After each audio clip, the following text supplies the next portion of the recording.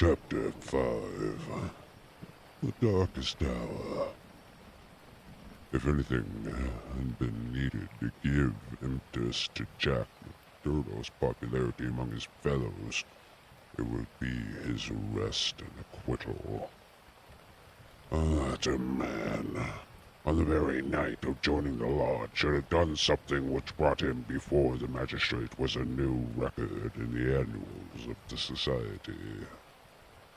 Already he had earned the reputation of a good companion, a cheery reveler, a Walthall, a man of high temper, who could not take an insult even from an all-powerful boss himself.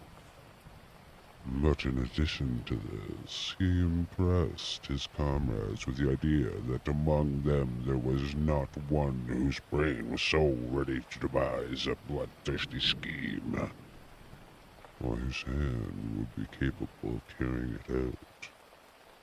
He'll be the boy from the clean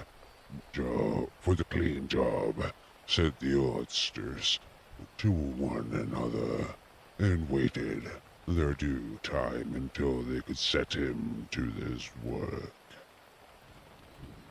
McGinty had instruments enough already, but he recognized that this was a supremely able one. He felt a man holding a fierce bloodhound in a leash. There were curs to do with the smaller work. Someday he would slip this creature upon its prey. A few members of the lodge, Baldwin among them, resented the rapid rise of the stranger and hated him for it. But they kept clear of him, for he is ready to fight as to laugh. But if he could gain favor with his followers, there was another quarter which one had become even more vital to him, to which he lost it. Eddie Shaft, his father, would have nothing more to do with him, nor would he allow him to enter the house. Eddie herself was too deeply loved to give up him altogether, and yet her own good sense warned her of what would come from a marriage with a man who was regarded as a criminal. One evening, after a sleepless night, she determined to see him, possibly for the last time, and make one strong endeavor to drain him from those evil influences which were sucking him down.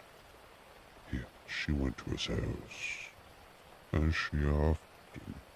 he often lodged her, begged her to do, and made her long her way into the room which he used as his sitting room. He was seated at the table, with his back turned to a letter in front of him. A sudden spirit of girlish mischief came over her. She was still only 19. He had not heard her when she pushed open the door. Now she tiptoed towards and laid her hand lightly upon his broadened shoulders. If she had expected to startle him, she certainly succeeded, but only in turn to be startled herself with a dagger spring, and he turned on her, and his right hand was feeling for her throat. And at the same instant, with the other hand, he crumpled up the paper and lay before him. For an instant he stood glaring. Then astonishment enjoyed the place of the ferocity which he had convulsed his features.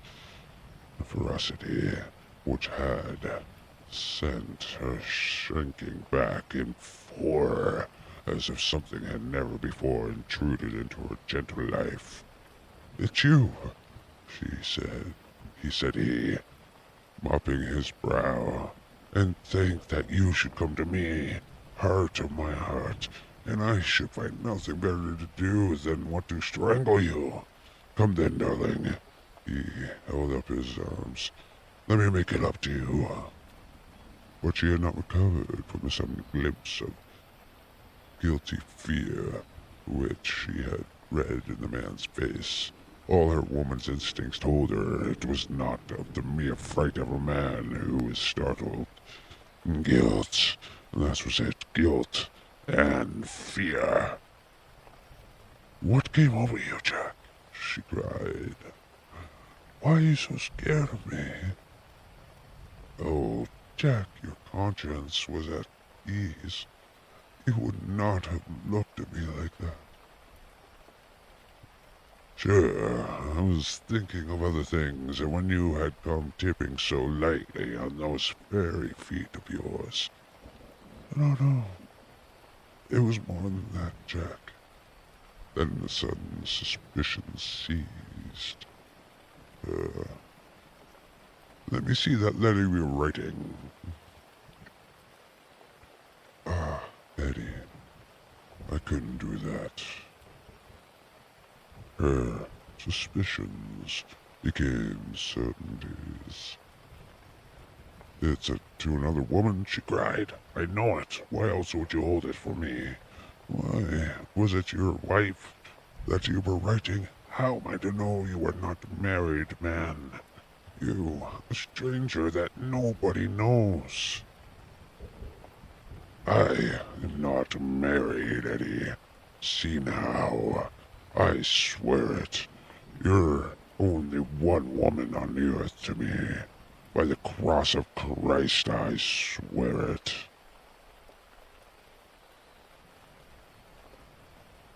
He was so white with passion and caressness that she could not but believe him. "Well then," she cried, "why will you not show me the letter?" "I'll tell you, Akushila," said he. "I'm under an oath not to show it, just as I wouldn't break my word to you, so I would keep it for those who'd hold my promise. It is the business of the lodge, and even to you, it's secret. And if I was scared when a hand followed me, can't you understand when it might be the hand of a detective?" She felt that he was telling the truth. He gathered her into his arms and kissed away her tears, fears, and doubts. "Sit by me then. It's a queer throne for such a queen, but it's the best your poor lover can find. He'll do better for you some of these days. I'm thinking, now your mind is at ease once again, is it not?" "How can it ever be at ease, Jack, when I know that you are a criminal among criminals? When I never know the day that I may hear that you are in court for murder? McMurdo, the Scour. That's what one of our boarders called you yesterday. It went through my heart like a knife." "Sure, hard words break no bones. But they were true. Well, dear, it's not so bad as you think. We are but poor men that are trying in our own way to get our rights." Eddie throws her arms around her lover's neck. "Give it up, Jack. For my sake, for God's sake, give it up. It was to ask you that I came here today. Oh, Jack, see, I beg it of you on my bended knees, kneeling here before you. I implore you to give it up." He raised her and soothed her with his head against his breast, her head against his breast. "Sure, my darling. You don't know what it is that you are asking. How could I give it up when it would be to break my oath and desert my comrades? If you could see how things stand with me, you would never ask of me. Besides, if I wanted to, how could I do it? You don't suppose the lodge would let a man go free with all its secrets?" I thought of that, Jack. I've planned it all. Father has saved some money. He was weary of this place where the fear of these people darkens our lives. He's ready to go. Would we go? Would we fly together to Philadelphia, New York, where we could be safe from them? McMurdo laughed. The lodge has a long arm. Do you think it cannot stretch from here to Philadelphia? Or New York? Well then, to the west, or to England, or to Germany, where Father came from. Anywhere to get away from this valley of fear. McMurdo thought up an old brother, Morris. Sure, it is second time I have heard the valley is so named, said he. The shadow does indeed seem to lie heavy on some of you. It darkens every moment of our lives. Do you suppose that dead Baldwin has ever forgiven us? If we were not that he fears you, what do you suppose the chances would be? If you saw the look in those dark, hungry eyes of his when they fall on me. By God, I'd teach him better manners if I caught him at it. But see here, little girl, I can't leave here. I can't take that from me once and for all. But if you will leave me to find my own way, I will try to prepare a way of getting honorably out of it. There's no such honor in such a non-matter. Well, it is just how you look at it. But if you give me 6 months, I'll work it so that I can leave without being ashamed to the others in this face. The girl laughed with joy. 6 months, she cried. Is it a promise? Well, it may be 7 or 8, but within a year at the fullest we will leave this valley behind us. It was the most that Eddie could obtain, and yet it was something.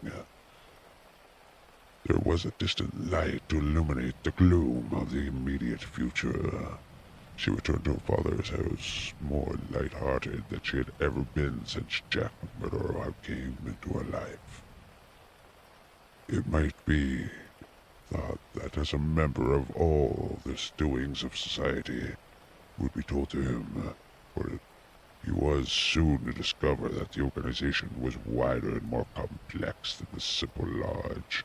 Even Barnes McGinty was ignorant as to many things, for there was an official named the county delegate, living at Hobson's Patch further down the line, who had power over several different lodges which he wielded in a sudden and arbitrary way.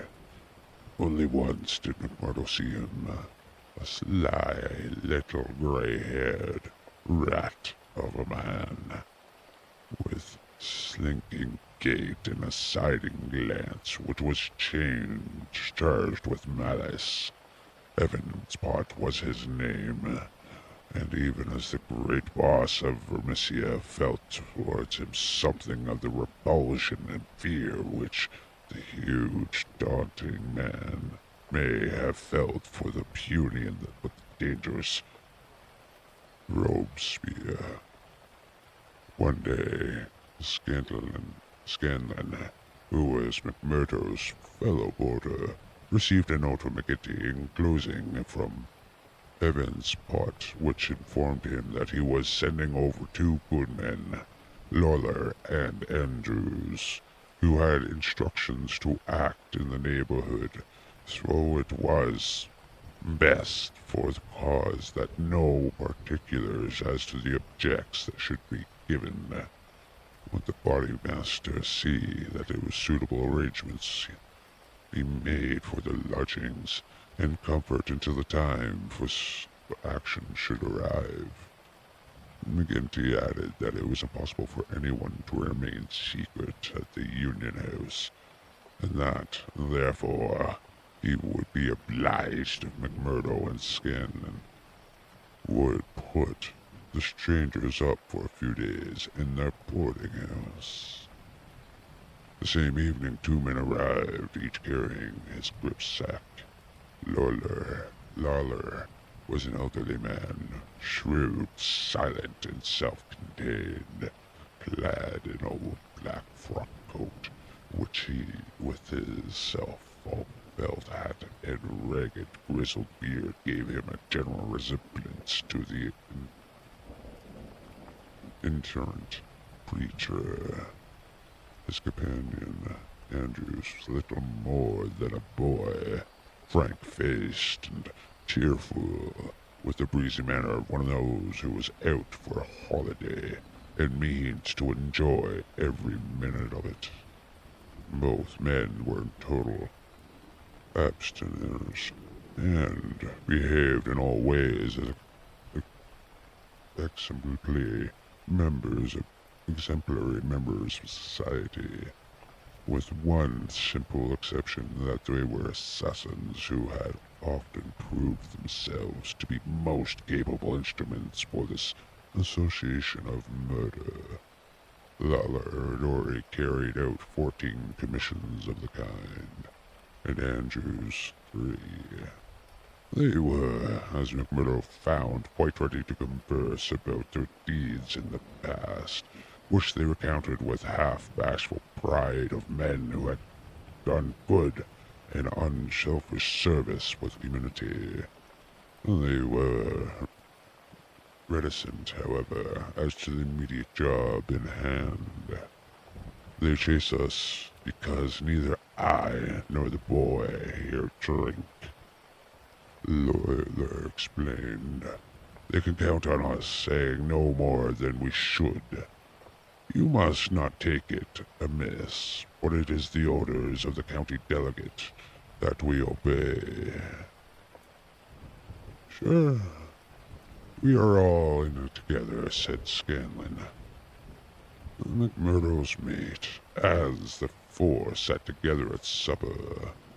That's true, and we'll talk till the cows come home of killing of Charles Williams or Simon Bird, or any other job in the past. But till the week is done, we say nothing. There are half a dozen about to have that. I'll have a good word to say, said McMurdo with an oath. I suppose it isn't Jack Knox of Ironhill that you are after. I'll go some way to see him to get his deserts. No, it's not him yet. Or Hermann Strauss. No, nor him either. Well, if you won't tell us, we can't make you, but I'll be glad to know. Lawler smiled and shook his head. He was not to be drawn. In spite of reticence of their guests, Scanlon and McMurdo were quite determined to be present at what they called the fun. When, therefore, at an early hour one morning, McMurdo heard them creeping downstairs, he awakened Scanlon, and the two hurried on their clothes. When they were dressed, they found that the others had stolen out, leaving the door open behind them. It was not yet dawn, and by the light of the lamps they could see the 2 men at some distance down the street. They followed them wearily, treading noiselessly on the deep snow. The boarding house was near the edge of town. They were at the crossroads, which is beyond its boundary. Here 3 men were waiting with them, with whom Lawler and Andrews held a short, eager conversation. Then they all moved down together. It was clearly some notable job which needed numbers. At this point, there are several trails which lead to various mines. The strangers took that which led to Crow Hill, a huge business which was strong hands and had been able, thanks to their energetic and fearless New England manager, Josiah H. Dunn, to keep some order and discipline during the long reign of terror. And the day was breaking now, and the line of workmen were slowly making their way singly and in groups along the blackened path. McMurdo and Scanlon strolled on with the others, keeping in sight the men they followed. A thick mist lay over them, and from the heart of it came the sudden scream of a steam whistle. It was 10-minute signal before the cages descended and the day's labor began. When they reached the open space round the mine shaft, there were 100 miners waiting, stamping their feet and blowing on their fingers, for it was bitterly cold. The strangers stood in a little group under the shadow of the engine house. Scanlon and McMurdo climbed a heap of slag from which the whole scene lay before them. They saw the mine engineer, a great bearded Scotsman named Menzies, came out of the engine house and blew his whistle for the cages to be lowered. At the same instant, a tall, loose-framed young man with a clean-shaved, earnest face advanced eagerly towards the pithead. As he came forward, his eyes fell upon the group, and silent, motionless under the engine house. The men had drawn down their hats and turned up their collars to screen their faces. For a moment, presentiment of death laid its cold hand upon the manager's heart. The next, he had shaken it off and saw only his duty towards intrusive strangers. "Who are you?" he asked as he advanced. "What are you loitering there for?"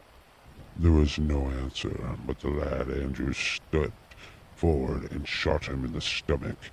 The 100 waiting miners stood as motionless, as helpless as if they were paralyzed. The manager clapped his 2 hands to the wound and doubled himself up. Then he staggered away, but another of the assassins fired, and he went down sideways, kicking and clawing among the heap of clinkers. Menzies, the Scotchman, gave a roar of rage at the sight and rushed an iron spanner at the murderers. But he was met by 2 balls in the face which dropped him dead at their feet.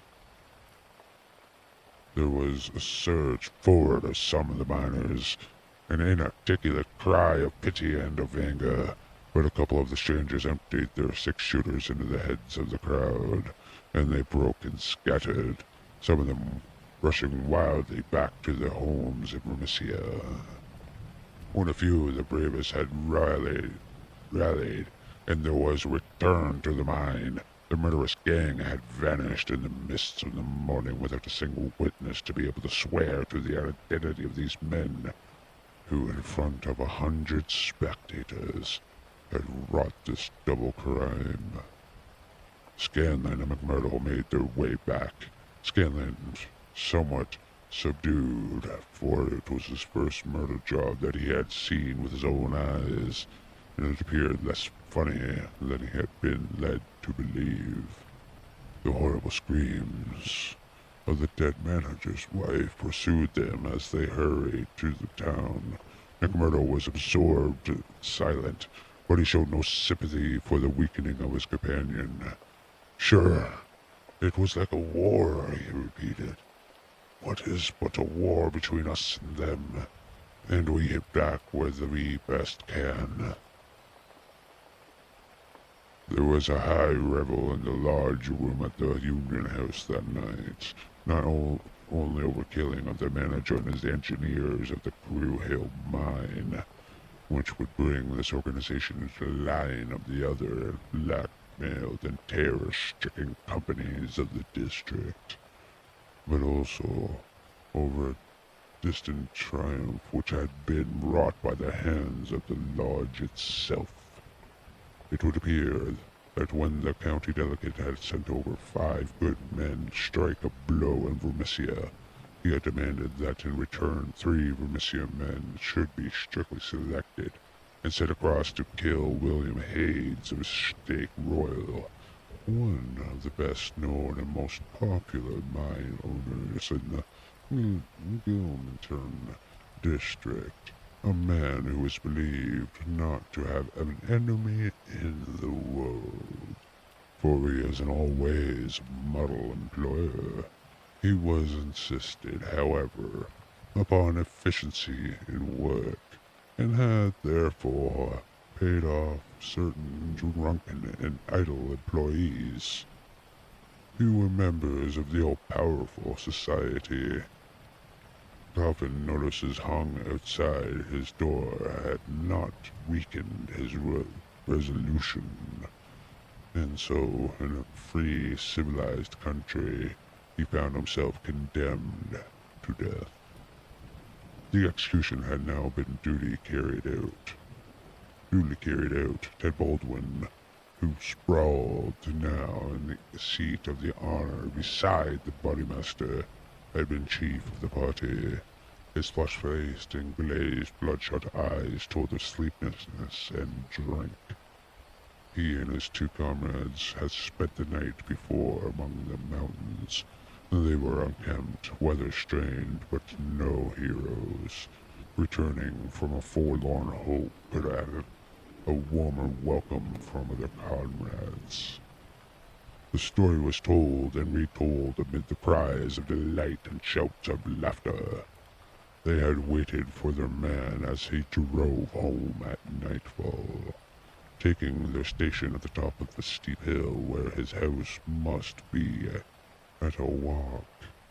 He was so furred to keep out the cold that he could not lay his hand on his pistol.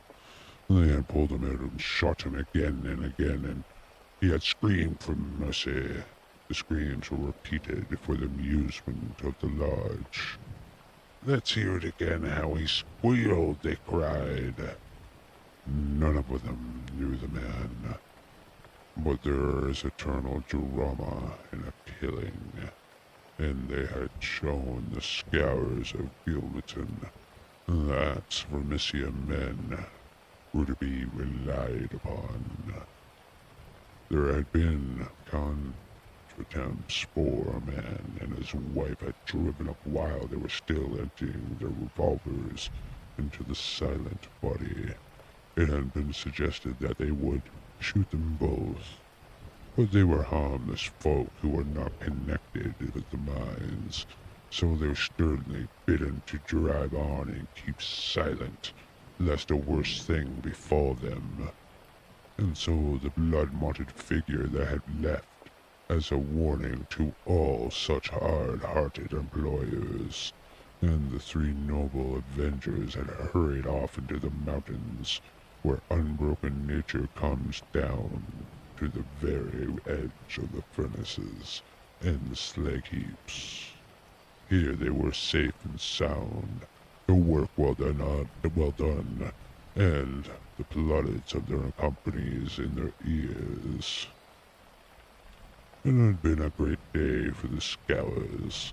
The shadow had fallen even darker over the valley, but as the wise general chooses the movement of victory in which to redouble his efforts, so that his fees may have no time to steady themselves after a disaster, so Boss McGinty, looking out upon the scene of his life operations with his brooding and malicious eyes, he devised a new attack upon those who opposed him. That very night, as half-drunken company broke up, he touched McMurdo on the arm and led him aside to the inner room where they had first interviewed. "See here, my lad," said he, "I got a job that's worthy of you at last. You will have the doing of it in your own hands." "Proud I'm here to it. I am to hear it," McMurdo answered. "You can take 2 men with you, Manders and Riley. They have been warned for service. They will never be right in this district until Chester Wilcox have been settled, and you'll have the thanks of every lodge in the coal fields if you can down him. I'll do my best. Anyway, who is he, and where shall I find him? McGinty took the internal half-chewed smile, smoked cigar from the corner of his mouth, and proceeded to draw a rough diagram on the page of his notebook. He's the chief foreman of the Iron Dial Company. He's a hard citizen of an old-collar sergeant of the war. All scars and grizzles. We've had 2 tries at him, but had no luck, and Jim Carnaway lost his life over it. Now it's for you to take it over. That's the house, alone at the Iron Dyke Crossroad. Same as you see here on the map, without another within earshot. It is no good by day, and he's armed and shoots quick and straight, with no questions asked. But at night, oh, there he is, with his wife, 3 children, and a hired help. You can't pick or choose. It's all or none. You can get a little bag of blasting powder at the front door with the slow match to it. What has the man done?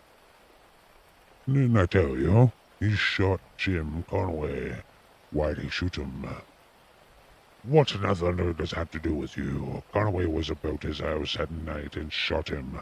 That's enough for me and you. You've got to settle this thing right. There's 2 women and the children. Do they go up too? They have to. Else how can we get to 'em? It seems hard on them, for they've done nothing. What sort of fool's talk is this? Do you want to back out? Easy, counselor. Easy. What have I ever said or done that you should think I would be after standing back from an order of the body master of my own lodge? If it's right or if it's wrong, it's for you to decide. You'll do it then. Of course I will do it. When you've had the best to give me a night or 2, so that I may see the house and make my plans. Then, very good, said McGinty, shaking him by the hand. I'll leave word with you.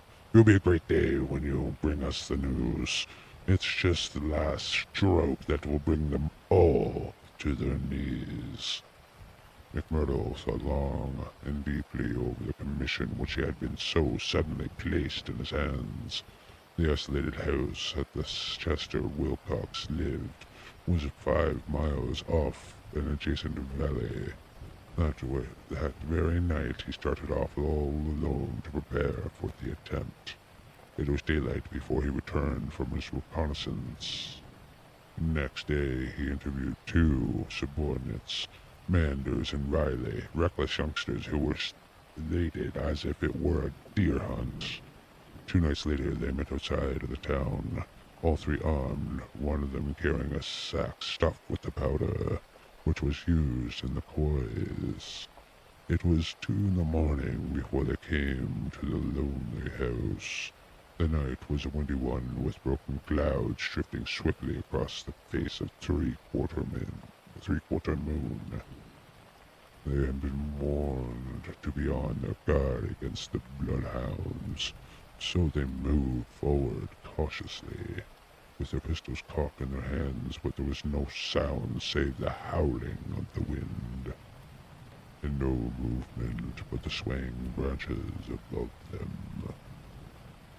McMurdo listened at the door of the lonely house, but all was still within. Then he leaned the powder bag against it, and ripped a hole in it with his knife and attached the fuse. When it was all right, he and his 2 companions took their bare heels and were some distance off, safe and snug, sheltering ditch, before the shattering roar of the explosion with the low, deep rumble of collapsing building told them that the work was done. No cleaner job had ever been carried out in the blood-stained annals of society. But alas, the work was so well organized and boldly carried out, should all have gone for nothing. Warned by the fate of the various victims and knowing that he was marked down for destruction, Chester Wilcox had moved himself and his family only a day before to some safer and less known quarters, where a guard of the police should watch over them. It was an empty house which they had torn down by gunpowder, and the grim old-colored sergeant of the war was still teaching discipline to the miners of the Iron Dike. "Leave him to me," said McMurdo. "He is my man, and I'll get him sure if I have to wait a year for him." A vote of thanks and confidence was passed in full lodge, and so for the time the matter ended, when a few weeks later it came reported in the papers that Wilcox had been shot from an ambuscade. It was open secret that McMurdo himself was still at work upon his unfinished job. Such the methods of society of the freemen, and such were the deeds of the scours by which they spread their rule of fear over the great and rich district which was for so long a period haunted by the terrible presence. Why should these pages be stained by further crimes? Have I not said enough to show the man and their methods? These deeds are written in history, and are records wherein one may read the details of them. There one may learn of the shooting of the policemen Hunt and Evans because they have ventured to arrest two members of society, a double outrage planned at the Vermisia Lodge and carried out in a cold blood upon two helpless and disarmed men. There also one may read of a shooting of Miss Larbury when she was nursing her husband, who had been beaten almost to death by elders of Boss McGinty. The killing of the elder Jenkins shortly followed that of his brother, the mutilation of James McMurdoch, then blowing up of the Straphouse family, and the murder of the Stendals, all followed hard upon one another in some terrible winter. Darkly the shadows lay upon the Valley of Fear. The spring had come with running brooks and blossoming trees. There was hope for all nature bound so long in the iron grip. But nowhere was there any hope for the men and women who lived under the yoke of the terror. Never had the cloud above them been so dark and hopeless as the early summer of the year 1875.